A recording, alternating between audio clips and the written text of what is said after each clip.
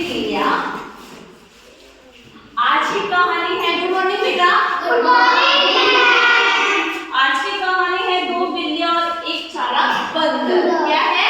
दो बिल्लियाँ और एक चालाक बंदर। तो आप देखते हैं दो बिल्लियाँ थी, एक थी काली बिल्ली और एक थी सफेद बिल्ली। बिल्ली बहन नमस्ते, नमस्ते बहन नमस्ते। दोनों बहुत ही अच्छे से रहती थी, दोनों बिल्लियाँ थी तो बहुत ही अच्छे से रहती थी। तो वो हमेशा मिलजुल के खाना पीना सब मिल बांट के खाती थी, ठीक है।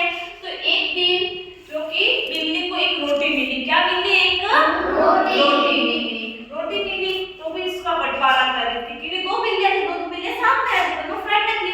जो भी खाना मिलता था वो मिल बांट के खाती। तो एक रोटी मिली तो उसको आधी तो करनी पड़ेगी ना, तो उसको आधी करने के लिए उस रोटी को आधी की, ठीक है।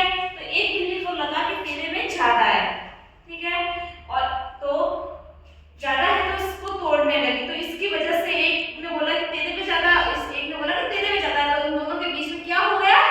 झगड़ा हो गया। क्या हो गया? झगड़ा। क्योंकि इसको लगा कि इसके पास में ज्यादा, इसको लगा कि इसके पास में ज्यादा है, दोनों के बीच में झगड़ा हो गया।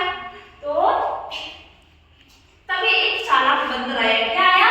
चालाक बंदर। तो इस चालाक बंदर ने इस दोनों बिल्लियों के झगड़े का फायदा उठाया। क्या उठाया? फायदा उठाया। तो भी आपके घर में भी कभी झगड़ा होता है ना, तो कभी दूसरे आदमी को, बाहर के आदमी को इन्वॉल्व अंदर आने नहीं देना चाहिए। अपना झगड़ा हमको सॉल्व करना है, दूसरों को इंटरफेयर करने नहीं देना है, ठीक है। खुद का काम है, खुद के लिए होता है। दूसरे आते हैं ना तो वो बीच में क्या करते हैं? मजे लेते हैं। क्या लेते हैं? मजे। तो फिर वो बंदर आया, बंदर ने बोला कि मैं आपको बराबर करके रोटी देता हूँ। तो फिर बंदर ने एक तराजू लाया। क्या लाया? तराजू।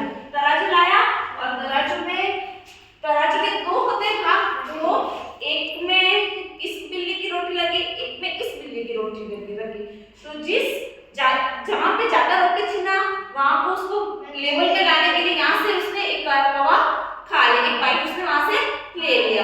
फिर ये हल्की हो गई, ये हल्की हो गई और ये भारी हो गई, ठीक है। तो इसमें से भी इसने एक कवा खा लिया।